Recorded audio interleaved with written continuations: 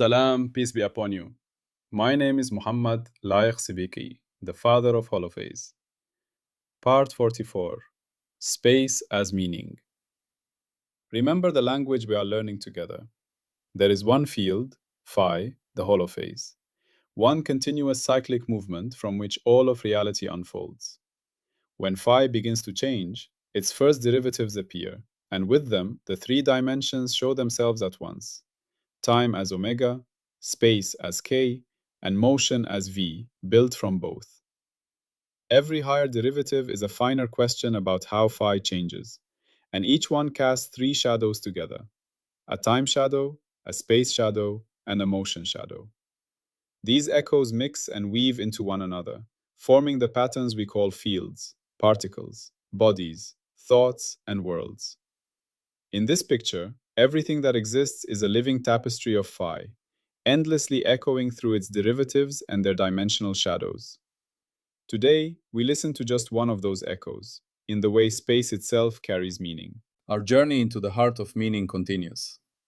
In the previous book, we learned how the holophase language forms stable identities, how certain patterns of derivatives manage to hold together as things, while others dissolve back into noise. In this new book, we are discovering that the dimensions themselves are not empty containers. Time, space, and motion are active channels that carry the meaning of what phi is doing. In the last part, we began with time, and we saw that rhythm is not just a background parameter, but a narrative, the universe telling a story in tempo. Now we turn our gaze outward. We look at shapes, structures, and arrangements. For a long time, it has been easy to think of space as an empty stage on which matter moves. Today, we gently but completely let go of that idea.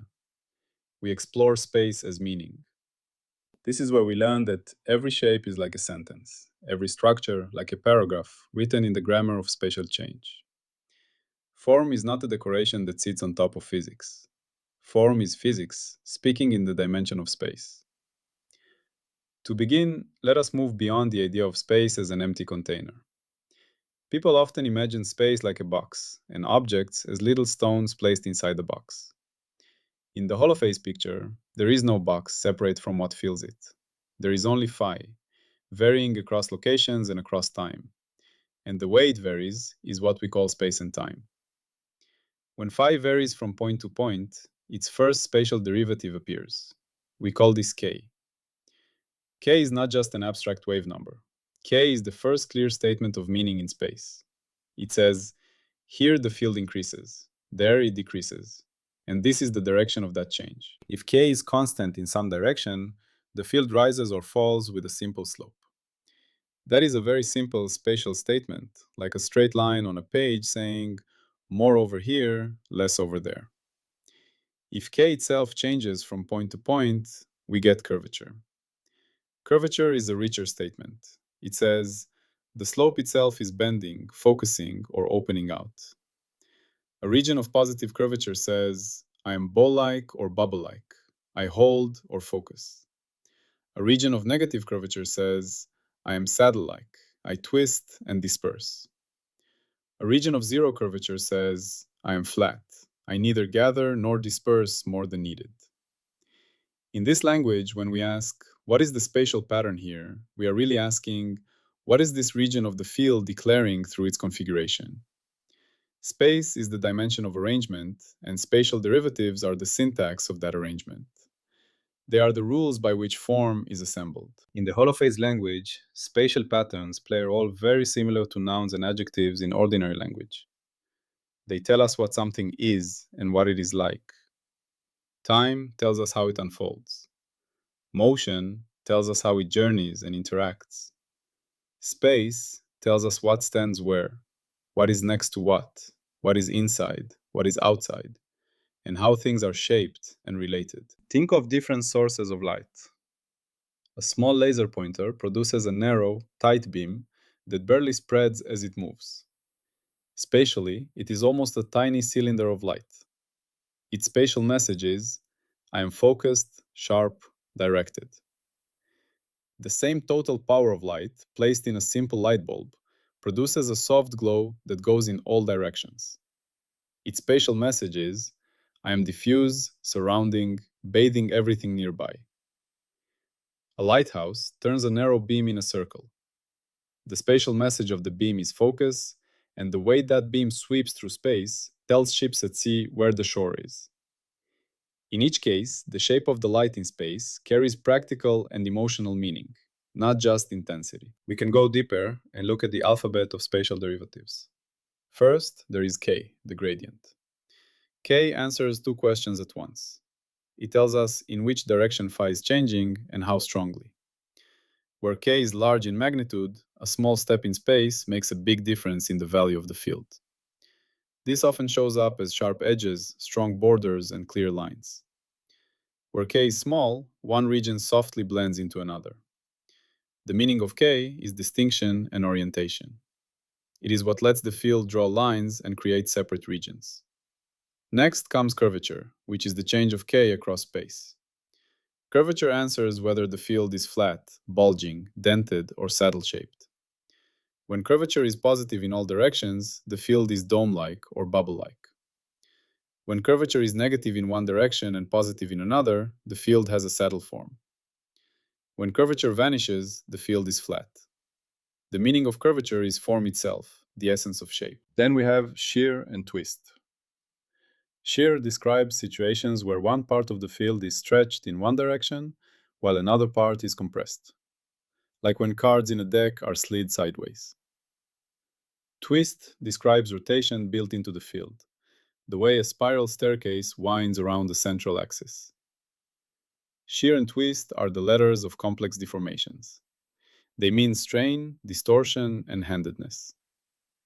Higher spatial derivatives add finer texture. They tell us where a curve turns sharply into a corner, where a smooth surface becomes rippled, where irregular details appear. These derivatives are like the flourishes and tiny details on handwritten letters. They make the difference between a generic surface and a fingerprint, between a simple crystal and a richly faceted gem. Put together, this tower of spatial derivatives forms a kind of descriptive phrase. In ordinary language, we might say, a smooth round stone, or a jagged broken rock.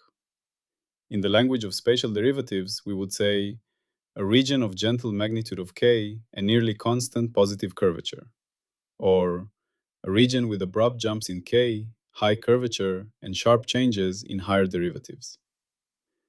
The physics description and the everyday description are both ways of reading the same spatial message. Let us look at some concrete examples. A soap bubble and a soap film are made from the same material.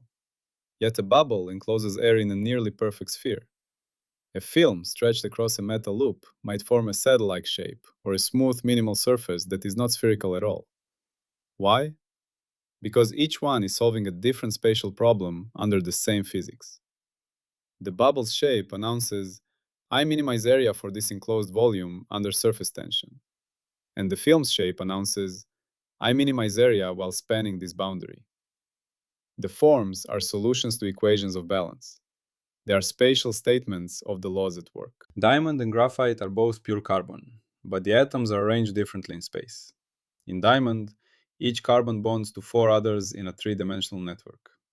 In graphite, atoms form flat layers of hexagons stacked on top of each other. The result is the diamond is hard and transparent, while graphite is soft and slippery and conducts electricity. The difference is not in the identity of the atoms, but in their spatial pattern. The layout of the bond is a precise spatial declaration that determines all these properties. The cortex of the human brain is another example. Its highly folded structure is not random decoration. The folds and grooves allow a huge area of neural tissue to fit into a small skull. Certain folds correspond to certain functional regions. The shape of the brain reveals information about developmental processes and organization. It is a spatial record of growth, wiring, and constraint. On much larger scales, galaxies speak through their forms. A grand spiral galaxy, with bright arms winding outwards, tells a story of rotation and density waves. An elliptical galaxy, with a more rounded, featureless form, tells a story of many mergers and relaxations. The spatial signatures of these galaxies are not just interesting images. They code for their histories and dynamics. And then we have examples where spatial patterns carry pure symbolic information. A quick response code, the blocky black and white square we scan with phones, is nothing but a spatial arrangement of dark and light modules. That arrangement can mean a website, a phone number, a ticket, almost anything. A small smudge of ink in the wrong place, and the meaning fails. Here, space is used as a direct, deliberate medium of code. So far, we have spoken of space on its own. But in reality, spatial meaning is always part of the triunity with time and motion. The shape of something must endure in time to count as a meaningful spatial identity. The Great Pyramid has meaning not just because of its geometry, but because that geometry has persisted for thousands of years. A child's sandcastle has shape, but only brief endurance. So part of space's meaning is how successfully it can hold its form through time. When a shape moves, motion adds another layer. The same shape can mean different things when it is still or when it is moving. The circular shape of a wheel on the ground means rest. When the wheel turns and rolls, the same circle becomes a carrier of motion. A spinning tornado, with its spiral form, is space and motion fused. The spiral shape says vortex, and the rapid rotation says intense, focused movement. Together, they create the full meaning. In the master tree of the Holophase language, space as meaning sits as the second pillar of the tower of dimensional semanticity. It builds directly on the spatial nuance tower, where we studied K, curvature, shear, and higher derivatives as pure structural properties. It also connects to the identities tower, where we explored spatial identity as one of the three pillars of what something is. Now, we interpret all of this structurally rich material as not just geometry, but meaning. Spaces of different kinds are linked to many other branches of the program. Spatial meaning is how phi declares, this is inside, that is outside, this is boundary, that is path. It is the declarative part of phi's self-organization. The gradient k and the curvature are the basic spatial syllables. The physical laws that relate these derivatives to one another act like grammar. They do not allow just any wild shape to be stable. They restrict the set of forms that can appear and persist. The shapes we actually see in nature are the allowed sentences. Topological properties add another layer of robust meaning. Whether something has one hole, two holes, or none at all is a coarse but powerful spatial category. A coffee cup and a donut share the same topological class. That class does not change if we stretch, twist, or bend the object, as long as we do not tear it or glue it. Such topological meanings can be extremely stable. Defects in crystals and vortices in fluids often carry these topological signatures, which protect them from some kinds of decay. At the heart of this approach is the claim that space is not neutral. The form of an entity and its behavior are linked in law-like ways. This can be tested and used. Aerodynamics provides a clear example. If you place a flat plate, a smooth sphere, and a carefully shaped wing in a wind tunnel, they do not behave the same. The wing produces lift and relatively low drag because of its curved upper surface and gentle shape. The flat plate produces more drag and stalls easily. The sphere has yet another pattern of flow and drag. The difference is entirely in the spatial arrangement, and that arrangement determines the forces. Engineers constantly redesign shapes in order to tune their meaning in the language of airflow. The universe is full of such meaningful forms. In physics, light traveling down an optical fiber can occupy certain patterns or modes. Each mode has its own spatial profile, its own pattern of intensity across the fiber's cross-section. These modes are not chosen at random. They are stable solutions of the wave equation subject to the shape of the fiber. Each one has a specific propagation constant and can be used to carry a separate data channel. The shape of the mode is directly tied to its function. In fluids, vortices are familiar examples of spatial meaning. The swirling spiral of a whirlpool or smoke ring is a clear spatial signature saying, here rotation is concentrated. That form determines how the vortex moves, how long it survives, and how it interacts with other flows. In chemistry, The three-dimensional shapes of electron probability clouds around atoms and the shapes of molecular orbitals in molecules are not decorative. They directly determine which bonds are possible, which reactions can happen, and how strong those bonds will be. The orbital shapes are spatial stories about where electrons are allowed to be. In biology, spatial meaning is everywhere. The folding of a protein into its final shape is a long journey through an abstract landscape of possibilities. The folded shape is a compromise that minimizes a complex energy tally. That specific shape then allows the protein to act as an enzyme, a receptor, or a structural element. A small change in shape can totally change or destroy that function. In plants, patterns such as the spirals in sunflowers and pine cones arise from simple growth rules and constraints. The resulting forms pack seeds efficiently and distribute sunlight optimally. The pattern is both beautiful and useful. In geology and geography, river systems carve sinuous paths through landscapes. Mature rivers meander, creating sweeping curves that reflect the balance between erosion, sediment deposition, and slope. The shape of a river valley tells the story of its age, its sediment load, and the type of rock it crosses. Crystal faces on minerals show how atoms have arranged themselves as they grew. The outer form mirrors the inner lattice. In human life, we constantly create and interpret space as meaning. Artists use form, line, and composition to communicate emotion. Architects use proportion, volume, and light to make buildings feel heavy or light, open or closed, welcoming or intimidating. Designers shape tools so that they fit hands and guide gestures. A well-designed handle tells your hand how to hold it. Our societies use spatial symbols like maps, flags, and diagrams to compress meaning into form. The layout of a city, whether in a grid, in concentric rings, or in organic curves, changes how people meet, how they travel, how they feel in that space. Written language is a pure spatial code. Each letter is a shape that we have agreed to read as a sound or idea. The arrangement of letters on a page is nothing but ink on paper, yet it can carry entire worlds of thought. You can train yourself to read space as meaning in a very direct way. Take a simple leaf from a tree. Look closely at its veins. You will see a branching pattern that delivers water and nutrients while keeping the leaf flexible and strong. The spatial arrangement of these veins is not random decoration. It is a map of the leaf's life support system. The shape of the leaf's edge tells you about how it grew and what environment it prefers. Thick, waxy leaves often mean dry conditions. Thin, broad leaves often mean shaded environments.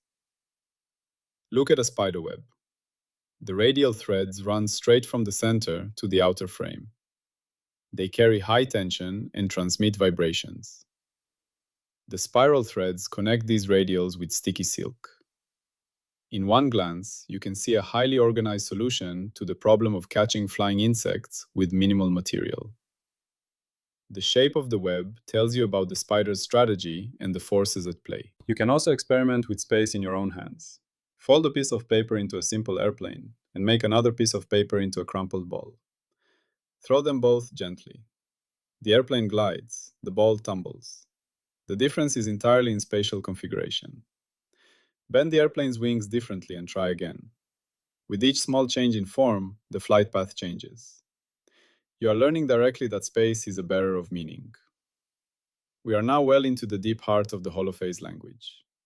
We have already seen that time is not an empty line, but a rich narrative, and that now space is not an empty container, but a rich declaration of form and relation. All of this is nothing more and nothing less than phi, the single field, arranging and rearranging itself according to its own possibilities and constraints. The meaningful forms we see are not drawn on top of phi, as if on a separate canvas. They are phi's own configurations. The field itself is the material and the sculptor. Every crystal, every leaf, every brain, every city is phi saying, under these constraints, I can take this form. Time as meaning and space as meaning are two sides of how these forms live and change. With this new clarity, we hold two of the three keys to dimensional meaning. Time tells us how things unfold. Space tells us what they are as shapes and how they are arranged. The remaining key is motion, which will tell us how these shapes travel, interact, and communicate through the world. Motion binds narrative and form into action. As you move through your day, you can begin to see the world as a library of spatial texts.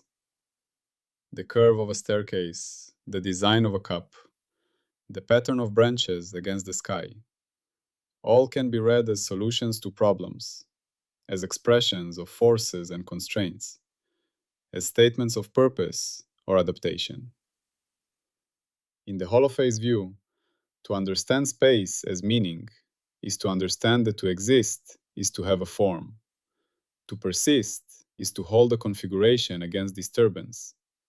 And to live is to be a particular, embodied statement in the ongoing conversation of phi. Now, wherever you are, pause for a moment and simply look.